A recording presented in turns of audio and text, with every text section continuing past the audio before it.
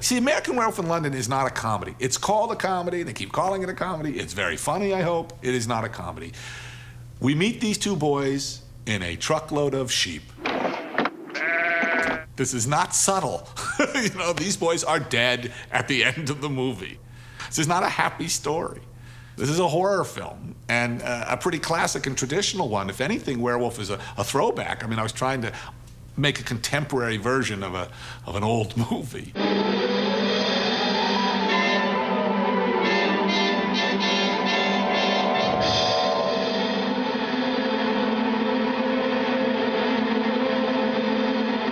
I wrote American Werewolf in London in 1969 when I was in Yugoslavia on the former Yugoslavia, on Kelly's Heroes. And I don't know, there was a kind of deliriousness to us guys in Yugoslavia. I was with, Clint Eastwood, Telly Savalas, Don Rickles, Harry Dean Stanton. It was the wildest group of people. It was inspired directly by something I witnessed. I was being driven from Umag to Novi Sad. They had this one-lane street, highway that went 400 miles. This guy named Sasha, who was a Yugoslav, who I'm sure is in the War Trials Tribunal now, but he was a driver, very nasty guy, but he spoke perfect English. And he and I were being driven down this road, and we stop. What's going on? We get out, and there were gypsies, and again, I grew up in LA. I mean, for me, it's all the back lot. We get out, there are gypsies, and it's like, they're dress extras. They have babushkas. They look like Maria Usmanskaya. They got the jewelry. They're completely dressed. It's like, hey, wardrobe did a great job with these gypsies, So you felt like you were on another planet. You really were removed. It was a crossroads, and they were burying this man. It was a dead guy, wrapped with a canvas, and the canvas was wrapped with garlands of garlic and rosaries. For 1,000 years, we gypsies have buried our dead like that. And they're burying this guy feet first, and deep, and it's a burial, and it's some kind of ritual thing. I couldn't break the custom, even if I wanted to. He's being buried this way so he doesn't get up and cause mischief. And so I'm going, hello? What you mean get up? Like a zombie? Get up? Like what? And Sasha's going, yeah, he thought it was hysterical. There were about 40 people doing this thing. So we stood there for like 45 minutes watching this thing, and Sasha, meanwhile, has just pissed himself. He's laughing so hard. He thought it was the funniest thing. And I kept thinking, what if he did get up?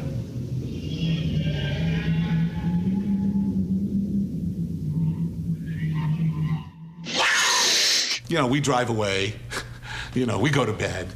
That night, crane in on the thing like that, and the fingers break the surface of the earth, all these classic EC images, and he gets up. And he's going, Sasha, something, and he comes, The point is that Sasha and I would be totally, not only ill-equipped, but unequipped to deal with the living dead. Can I have a piece of toast? Because it's not only out of our experience, it's horse shit.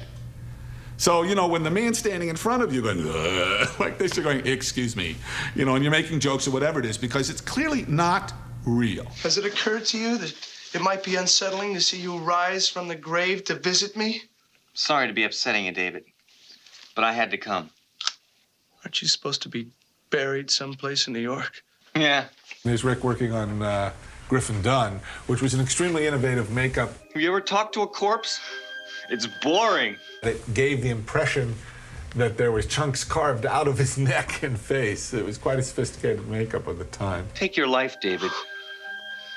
Kill yourself before you kill others.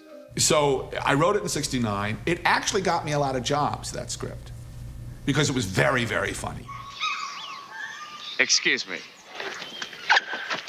A naked American man stole my balloon. And it was also very, very scary. But the unanimous response was either this is too funny to be scary or this is too scary to be funny. It was just inconceivable to people that you could be both. Oh, no. Please don't wear that. What's the matter? I know you'll think I'm crazy, but in a half an hour, the moon will rise and I'll turn into a wolf. You and 20 million other guys. Listen, I might tear you limb from limb. Is that serious? I just felt, of course it could be done.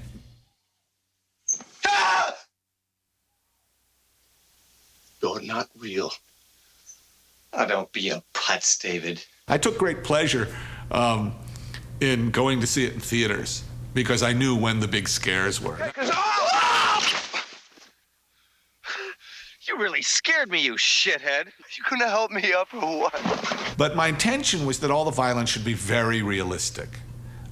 In fact, the first killing, Jack's death on the moors, I wanted it to be as real and horrific as possible. It's extremely unpleasant.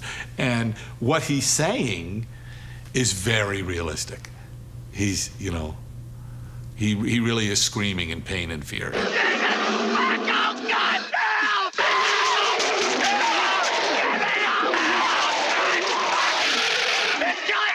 Jack. What I was trying to accomplish with American Werewolf was to make it as realistic as possible, to make it like this fantastic and essentially ridiculous thing is really happening to him, that he will go through a metamorphosis and become something other, become a beast, a wolf.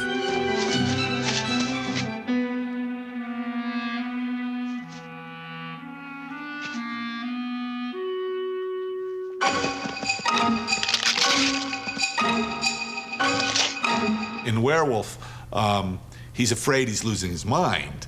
And so his dreams have to relate to his own experience, which is why he thinks of his family, where it's safe. And because he's a Jewish American kid who grew up, you know, he was my age at that time, you know, so he grew up with images of the Nazis. All right already.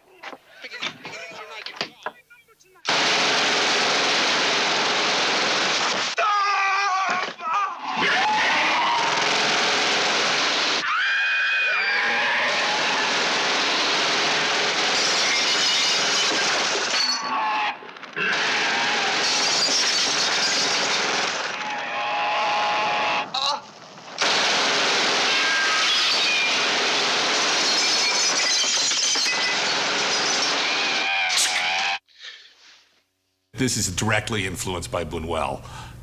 There's a film, Discreet Charm of the Bourgeoisie, which is one of my favorite movies, where people keep waking up. So you by the middle of the movie, you're so confused of whose reality is what. You know, it's like Pirandello. It's like, what the hell is going on? You know, but dreams within dreams within dreams. Hello. Have you been up long? I've just had a nightmare. Not to worry, I've just the thing.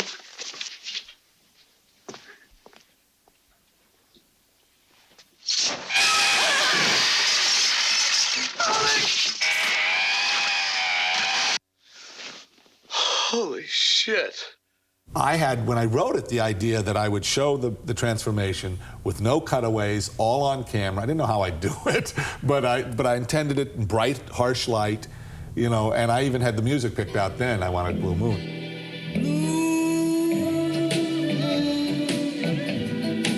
You saw me standing alone. Jesus Christ! I knew that I had to come up with something clever. Now, I wrote it in '69, so in '71, I'm now making schlock with Rick Baker. And I said to Rick, here, read this script and tell me how you solve this problem, because I want to see the skull change. And the big thing, I wanted it to be painful. Because if your hand goes from, you know, this to a paw, you know, I really wanted it to be painful. I mean, because the human form, you know, it's weird. You know, I wanted the skull to elongate, and just the cracking of the bones, and just make it horrific. You know, essentially, it's an erection metaphor. God! Fire! I'm burning up! Well, a lot of it has to do with adolescence. You know, I mean, I remember the whole thing of metamorphosis. You know, when your body is changing, that's what puberty is about. You know, you're getting hairy.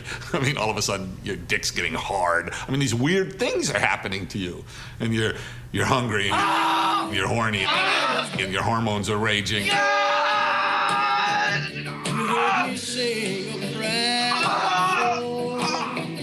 for someone I really... What I was proposing for Rick is the worst possible thing you can do a makeup artist, which is no cutaways, and harsh, bright, fluorescent light. I mean, there's no way for him to trick you.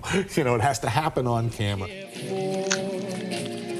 Then suddenly there appeared before me the only Then I heard somebody whisper, please adore me. And when I looked, the moon had turned to gold. Help me! I want to see the ribs in his back, his spine arch.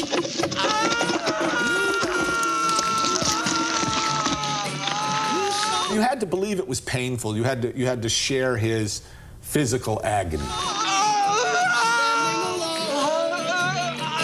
There are moments when I bet you think it's a puppet when it's actually the actor, and moments when it's the actor and you probably think it's a puppet. I probably showed it too much. I was very enamored with it. In the Ultimate Wolf, I think you see it too much in the movie now, but at the time I thought it was so cool. You know, the most successful shot of the werewolf in the film is in the tube station when it's pursuing this guy.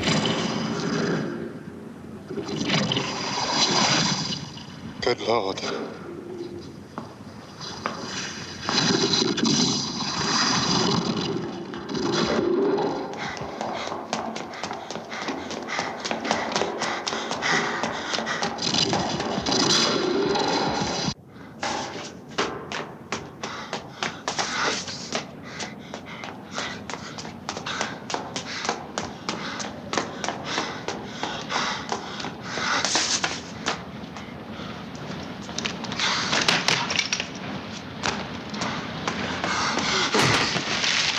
And he falls on the escalator, and there's a high shot down the escalator, and the wolf comes into the shot, and you see how big it is, and it's from quite a distance. So it's the best kind of shot because you see it, but you don't see it.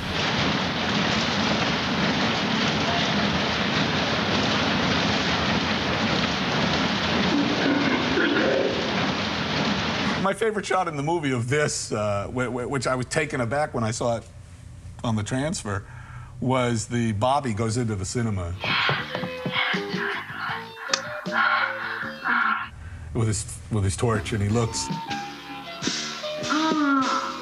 and the wolf sort of looks up at him.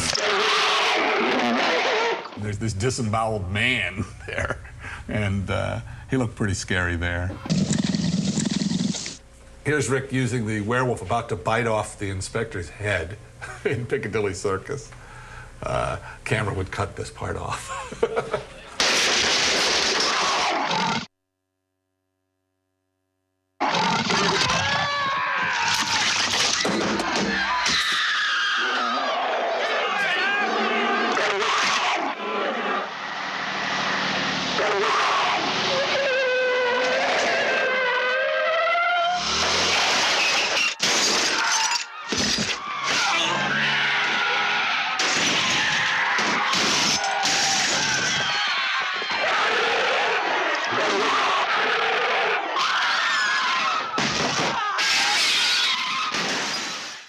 We were making American Werewolf in London, obviously, and we just wrapped when the Brixton riots happened.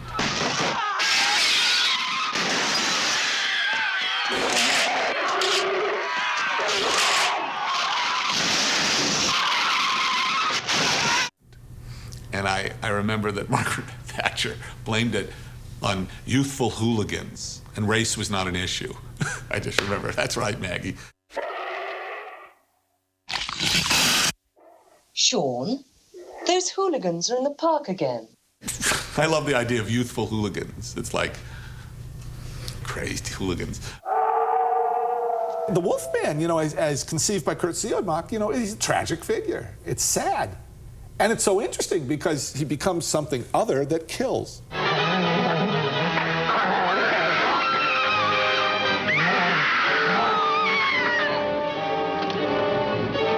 Did you ever see The Wolf Man? Is that the one with Oliver Reed? No, the old one. I don't think so. Bela Lugosi bites Lon Chaney Jr. and he turns into a werewolf. Why are you telling me this? No, listen. Claude Rains is Lon Chaney's father, and he ends up killing him. So? Well, I think that A werewolf can only be killed by someone who loves him.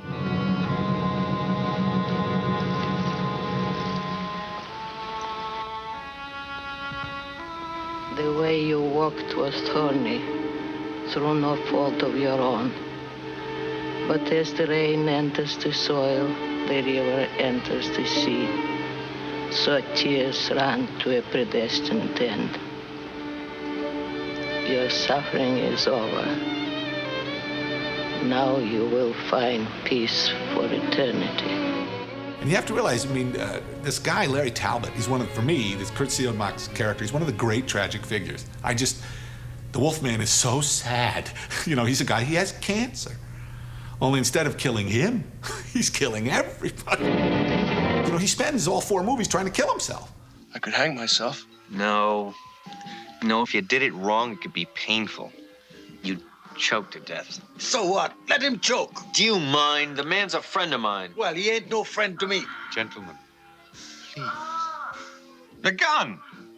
I know where you can get a gun. Don't I need a silver bullet or something? Oh, be serious, would you? Madness. Oh, a gun would be good. Yes, you just put the gun to your forehead and pull the trigger. But if you put it in your mouth, you'd be sure not to miss. Ultimately, the poor werewolf, he's such a schmuck, you know. I mean, there's a wonderful joke, okay? This, to me, defines the werewolf. There's a husband and wife are having an argument and in Los Angeles. And finally she says, I'm not arguing with any of you. Forget it. The argument's over. He says, what do you mean? She goes, it's useless, it's pathetic, it's a waste of time. He goes, oh, yeah? She goes, yeah. And you know why? He says, why? She says, because you're a schmuck. He goes, I'm a schmuck. She says, no, you're not a schmuck. You are the schmuck. If the city of Los Angeles needed an official schmuck, you know, to represent the city in a statewide, if California needed the California state, wait a minute, if the United States needed an American schmuck, if there was a U.S. schmuck to represent it at the International Schmuck Olympics, if the world needed a schmuck, if there was a competition for schmuck of the world, you would get second place. He says, well, why would I get second place? She says, because you're a schmuck. And that's what I feel about the Wolfman. The guy cannot win. Aren't you gonna say I told you so? If I were still alive, I probably would. But I did tell you so, you schmuck.